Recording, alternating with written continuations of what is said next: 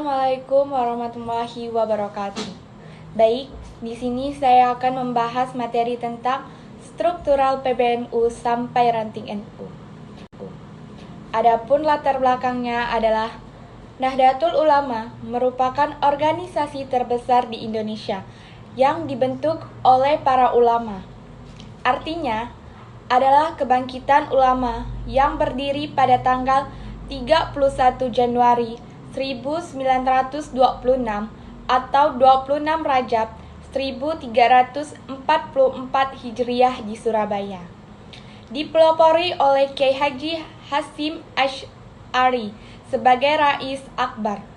Tujuan didirikannya organisasi Nahdlatul Ulama yaitu untuk mengamalkan ajaran Islam Ahlus Sunnah wal Jamaah dengan menganut salah satu dari 4 mazhab, yaitu Hanafi, Maliki, Syafi'i, dan Hambali. Hal tersebut untuk melawan gerakan Puritanisme dan fundamentalisme agama kaum Wahabi yang mengancam paham yang dianut mayoritas umat Islam Nusantara. Sehingga terbentuk Komite Hijaz yang dipimpin oleh Kiai Wahab Hasbunullah untuk bernegosiasi dengan Raja Arab yang melakukan persekusi terhadap ulama-ulama yang tidak sepaham dan akan menghancurkan beberapa situs penting dalam sejarah Islam. Selanjutnya, kita masuk ke rumusan masalah. Pertama, apa saja struktur organisasi NU? Kedua, apa saja struktur organisasi lembaga dan badan otonom? Ketiga, bagaimana pertumbuhan NU sebagai organisasi? Selanjutnya, kita masuk ke tujuan dari pembahasan ini, yaitu pertama, untuk mengetahui struktur organisasi NU. Kedua, untuk mengetahui struktur organisasi lembaga dan badan otonom. Ketiga, untuk mengetahui pertumbuhan NU sebagai organisasi. Baik, di sini langsung saja kita masuk ke pembahasan yang pertama, yaitu struktur organisasi NU. Sejak berdirinya pada tanggal 31 Januari 1926, NU telah menjadi salah satu organisasi masyarakat paling berpengaruh yang berfokus pada isu-isu keagamaan, pendidikan sosial, dan ekonomi. Berikut adalah istilah-istilah dalam tingkat struktur organisasi NU. Pertama, PBNU. Tingkat pertama dalam struktur organisasi NU adalah PBNU, yang merupakan singkatan dari Pengurus Besar Nahdlatul Ulama. PBNU berkedudukan di Jakarta, tepatnya di Jalan Kramat Jaya, Jakarta Pusat. PBNU merupakan puncak hierarki dalam struktur organisasi massa NU, dan pengurusnya memiliki peran sentral dalam mengarahkan kebijakan dan program kerja NU di tingkat nasional. Struktur organisasi PBNU terdiri dari 4 bagian utama, yaitu pertama, Mutasyar. Pada pasal 14 ayat 2 AD NU dijelaskan, Mutasyar adalah penasihat, baik di PBNU, PWNU, PCNU, maupun MWCNU. Mutasyar melekat di pengurusan. Tugas dan wewenangnya memberikan nasihat kepada pengurus NU di setiap tingkatan, baik diminta maupun tidak. Mutasyar berfungsi sebagai ihzah zatil bain atau menyelesaikan persengketaan. Juga memiliki wewenang untuk menyelenggarakan rapat internal jika dianggap perlu. Namun, Mutasyar tidak memiliki wewenang untuk mengangkat dan memberhentikan pengurus. Selanjutnya yang kedua, Syuriah. Dijelaskan pada pasal 14 ayat 3, ADNU, Syuriah adalah pimpinan tertinggi di kepengurusan NU. Syuriah bertugas dan berwewenang membina dan mengawasi pelaksanaan keputusan-keputusan organisasi sesuai tingkatnya. Ketiga, Awan Syuriah. Explodia NU Jilid 3 2014-160 menyebut bahwa awan menjadi bagian dari pengurus lengkap Syuriah. Awan terlibat utamanya dalam pengambilan kebijakan saat rapat pleno atau forum permusyawaratan organisasi yang lebih tinggi, seperti Musyawarah Nasional atau Munas, Konferensi Besar, dan Muktamar. Adapun di pengurus cabang seperti Musyawarah Kerja atau Musker dan Konferensi Cabang atau Konpercap. Terakhir keempat, Tanfiziyah. ADNU pasal 14 ayat 4 menjelaskan, Tanfiziyah adalah pelaksana. Jabatan di struktur PBNU terdiri dari Ketua Umum, Wakil Ketua Umum, Sekretaris Jenderal, Wakil Sekretaris Jenderal, Bendahara Umum, dan beberapa bendahara. Di tingkat wilayah maupun cabang, terdiri dari ketua, wakil ketua, sekretaris, beberapa wakil sekretaris, bendahara, dan beberapa wakil bendahara. Itulah 4 bagian utama yang ada di dalam struktur organisasi PBNU, beserta pengertian dan tugasnya. Selanjutnya, kita masuk ke struktur organisasi NU yang kedua, yaitu PWNU. PWNU merupakan singkatan dari Pengurus Wilayah Nahdlatul Ulama. PWNU adalah struktur organisasi NU di tingkat provinsi dan berkedudukan di ibu kota masing-masing provinsi. PWNU memiliki peran penting dalam mengkoordinasikan aktivitas NU di tingkat provinsi. Ketiga, PCNU atau PCINU. PCNU atau Pengurus Cabang Nahdlatul Ulama adalah struktur organisasi NU di tingkat kabupaten atau kota. Sementara PCINU atau Pengurus Cabang Istimewa Nahdlatul Ulama adalah struktur organisasi NU istimewa yang berkedudukan di luar negeri. Kedua struktur ini berperan dalam mengurus kepentingan NU di tingkat kabupaten atau kota, baik di dalam maupun di luar negeri. Keempat, MWCNU.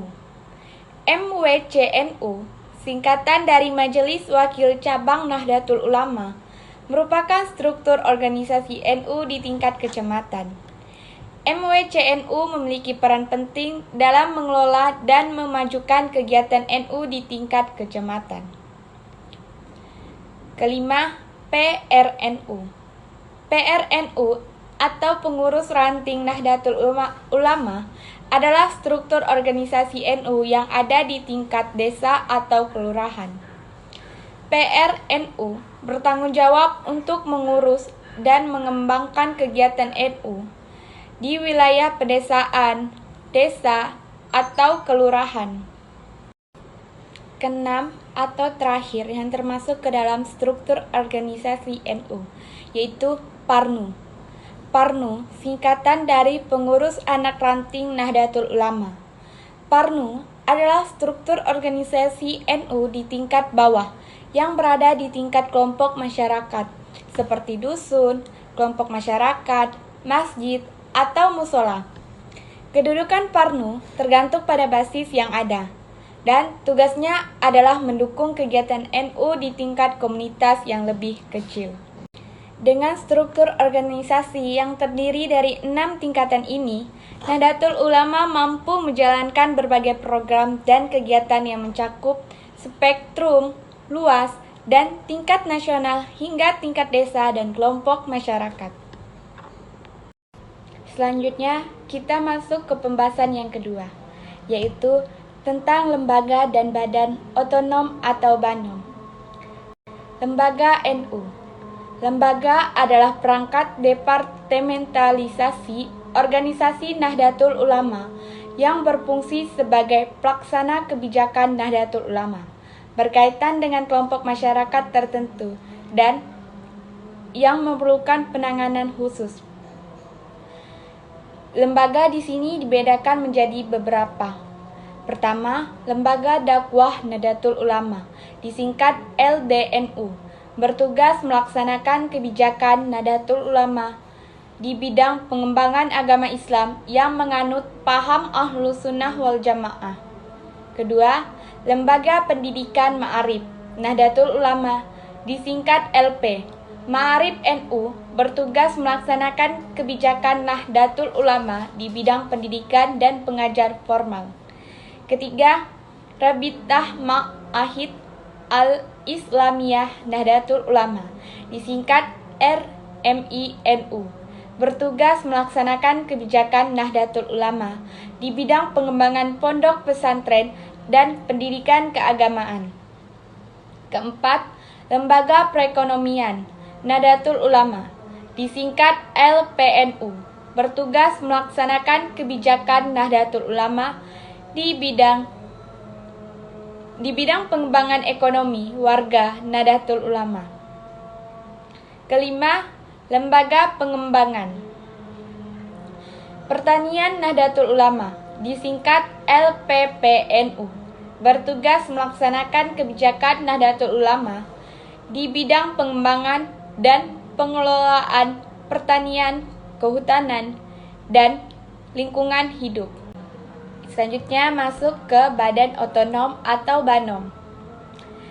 Badan Otonom, disingkat BANON, adalah perangkat organisasi Nahdlatul Ulama yang berfungsi melaksanakan kebijakan Nahdlatul Ulama yang berkaitan dengan kelompok masyarakat tertentu dan beranggotakan perorangan. Badan otonom dikelompokkan dalam kategori badan otonom berbasis usia dan kelompok masyarakat tertentu, dan badan otonom berbasis profesi dan kekhususan lainnya. Pertama yang saya bahas mengenai jenis badan otonom berbasis usia dan kelompok masyarakat tertentu. 1. Muslimah Nahdlatul Ulama, disingkat Muslimat NU, untuk anggota perempuan Nahdlatul Ulama. Kedua, Fatayat Nahdlatul Ulama, disingkat Fatayat NU, untuk anggota perempuan muda Nahdlatul Ulama berusia maksimal 40 tahun. Ketiga, Gerakan Pemuda Ansor Nahdlatul Ulama, disingkat GP Ansor NU, untuk anggota laki-laki muda Nahdlatul Ulama yang maksimal berusia 40 tahun. Keempat, Ikatan Pelajar Nahdlatul Ulama, disingkat IPNU, untuk pelajar dan santri laki-laki Nahdlatul Ulama yang maksimal berusia 27 tahun. Kelima, Ikatan Pelajar Putri Nahdlatul Ulama, disingkat IPPNU, untuk pelajar dan santri perempuan Nahdlatul Ulama yang maksimal usia 27 tahun. Keenam, Pergerakan Mahasiswa Islam Indonesia, disingkat PMII, untuk mahasiswa Nahdlatul Ulama yang maksimal berusia 30 tahun. Selanjutnya yang kedua, badan otonom berbasis profesi dan kekhususannya lainnya. Pertama, Jami'iyah Ahli Ta'rikah Al-Muttabarah An-Nadliyah, disingkat JATMAN, untuk anggota Nahdlatul Ulama pengamal terdekat yang muttabar. Kedua, Jami'iyatul Qurra wal Hufadz, disingkat JQH, untuk anggota Nahdlatul Ulama yang berprofesi qari atau qari'ah dan hafiz hafizah. Ketiga, Ikatan Sarjana Nahdlatul Ulama, disingkat ISNU, adalah badan otonom yang berfungsi membantu melaksanakan kebijakan Nahdlatul Ulama pada kelompok sarjana dan kaum intelektual. Keempat, Serikat Buruh Muslimin Indonesia, disingkat SARBUMUSI, untuk anggota Nahdlatul Ulama yang berprofesi sebagai buruh atau karyawan atau tenaga kerja. Kelima, Pagar Nusa, untuk anggota Nahdlatul Ulama yang bergerak pada pengembangan seni bela diri. Keenam, Persatuan Guru Nahdlatul Ulama, disingkat Pergunu, untuk anggota Nahdlatul Ulama yang berprofesi sebagai guru dan atau ustadz. Ketujuh, Serikat Nelayan Nahdlatul Ulama, disingkat SNNU, untuk anggota Nahdlatul Ulama yang berprofesi sebagai nelayan. Kedelapan, terakhir, Ikatan Seni Hadrah Indonesia Nahdlatul Ulama, disingkat ISHARINU, untuk anggota Nahdlatul Ulama yang bergerak dalam pengembangan seni hadrah dan sholawat. Baik, pembahasan yang terakhir yaitu tentang pertumbuhan NU sebagai organisasi. Pertumbuhan NU sebagai organisasi. Pertama, dalam jumlah anggota. NU telah mengalami pertumbuhan yang signifikan sejak didirikan pada tahun 1926. NU juga merupakan organisasi Islam terbesar di Indonesia, dengan jutaan anggota yang tersebar di seluruh wilayah Indonesia.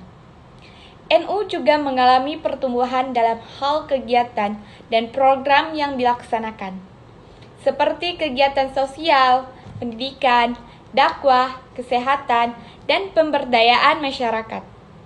Organisasi ini juga memiliki lembaga pendidikan dan kesehatan yang tersebar di berbagai daerah. Demikian pembahasan yang saya bahas mengenai struktural PBNU sampai ranting NU.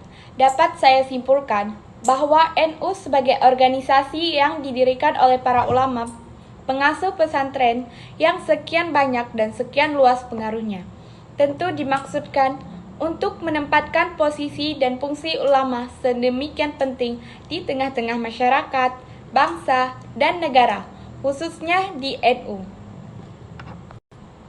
Guna mempersatukan langkah para ulama pengikutnya dalam melakukan kegiatan yang bertujuan untuk menciptakan kemaslahatan masyarakat, kemajuan bangsa, ketinggian harkat, dan martabat manusia. NU dengan demikian merupakan gerakan keagamaan yang bertujuan untuk membangun dan mengembangkan insan dan masyarakat yang bertakwa kepada Allah Subhanahu wa Ta'ala, cerdas, terampil, berakhlak mulia, tentram, adil, dan sejahtera. Baik, demikian pembahasan yang saya bahas mengenai struktural PBNU sampai ranting NU dan kesimpulannya. Saya tutup dengan Assalamualaikum warahmatullahi wabarakatuh.